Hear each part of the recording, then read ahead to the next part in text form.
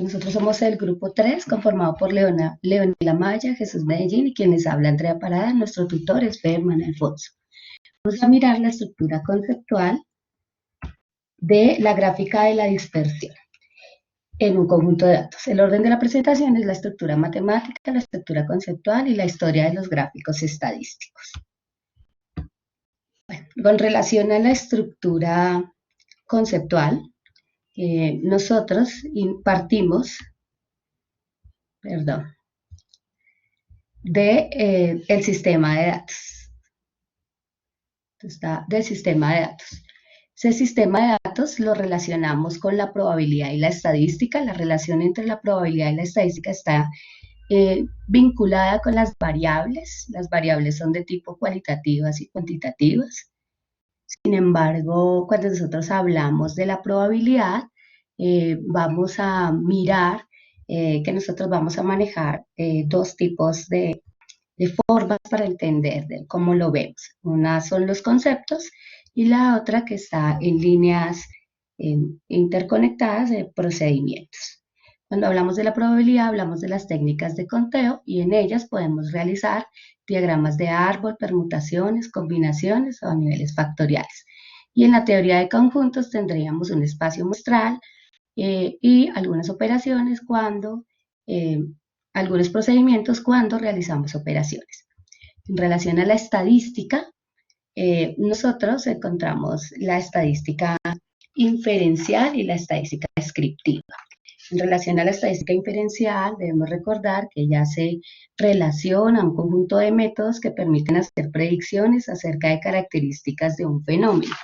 Por supuesto, tanto la estadística inferencial como la descriptiva hablan o analizan una población que para hacer un poco más práctico el trabajo de estudio, pues se analiza sobre una muestra. Básicamente nosotros vamos a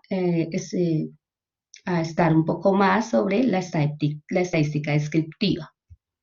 En ese orden de ideas, la estadística descriptiva analiza las variables de tipo cualitativo y cuantitativo. Nosotros vamos a vincular con las variables cuantitativas. Sin embargo, no podemos olvidar que surgen a partir de los datos. Con los datos nosotros podemos tenerlos en forma agrupada o no agrupada y con ellos podemos organizarlos o analizarlos. Cuando hablamos de organizar, hablamos de utilizar unas tablas de frecuencia y en ellas pues, tenemos procedimientos tales como establecer la frecuencia absoluta, frecuencia relativa, frecuencias absolutas acumuladas, relativas acumuladas. En términos de analizar, nosotros podemos hacerlo a partir de las medidas. Tenemos medidas de centralización como la moda, la mediana y la media, de dispersión como rango, la varianza, la desviación típica, el coeficiente de variación, y de posición que nos van a ayudar a acomodar los datos en cuartiles, deciles, percentiles, quintiles.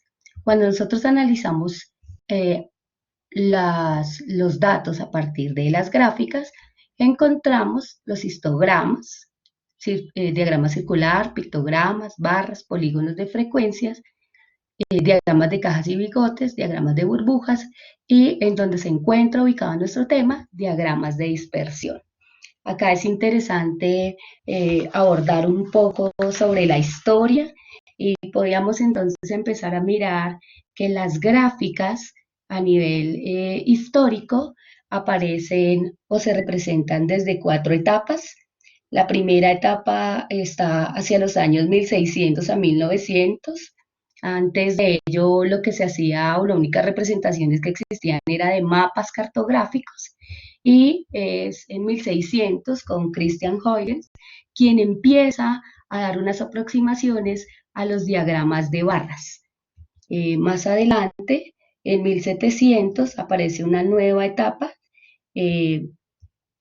con Joseph Priestley, quien crea líneas de tiempo e inspira a William Playfair, quien es un investigador gráfico y da los inicios a los gráficos completos de barras y diagramas circular.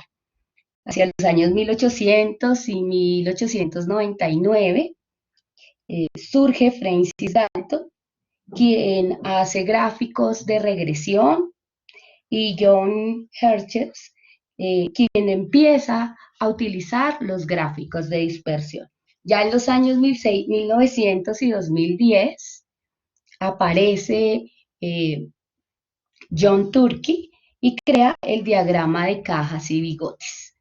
Digamos que para nosotros empieza a ser importante esta historia porque antes las únicas condiciones o lo que se veía eran las gráficas de mapas netamente cartográfico, y es solo desde 1600 que inicia todo este trabajo de gráficas a nivel estadístico.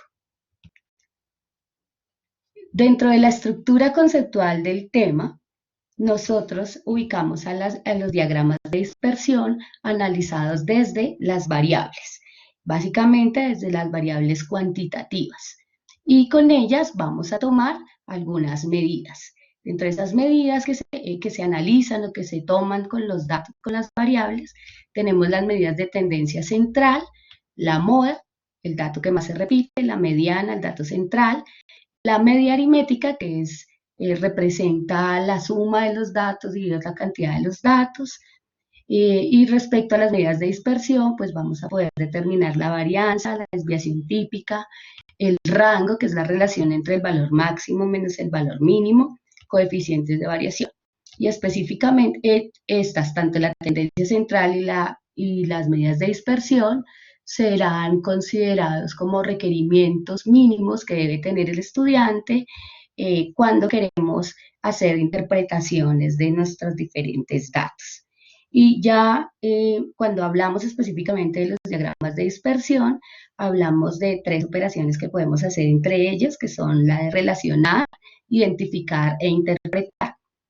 En interpretar, básicamente estaremos nosotros trabajando nuestra unidad didáctica, y cuando hablamos de interpretar podemos relacionarlos a nivel lineal, que podría ser de manera creciente, decreciente, horizontal. Cuando hablamos de manera creciente decimos que es positiva, decreciente, negativa, horizontal o nula. O tenemos otras relaciones que son de tipo no lineal, que puede ser polinómica, logarítmica o exponencial. Es también importante en este caso identificar algunos datos atípicos y relacionar las variables. Cuando relacionamos las variables es posible visualizar los cambios, analizar algunas cuestiones que se relacionan entre ellos y observar el grado de intensidad de los datos. Seguido de esto, les voy a mostrar algunas de las fotografías que encontramos, y como les dije en la historia, está establecido. Este es el primer gráfico en la primera etapa, que estaba planteado por Christian Huygens, donde plantea los grados de longitud y hace aproximaciones al gráfico de barras y cómo lo podría representar. En la segunda etapa, como les decía, viene de la línea de tiempo y da el inicio a diagramas de barras y diagramas circulares. La tercera etapa se dan gráficos de regresiones y gráficos de dispersión, y una cuarta etapa la encontramos en los gráficos de cajas y bigotes. Compañeros, esta es la presentación del grupo 3 respecto de la estructura matemática y conceptual del tema de gráfica de dispersión en un conjunto de datos. Muchas gracias.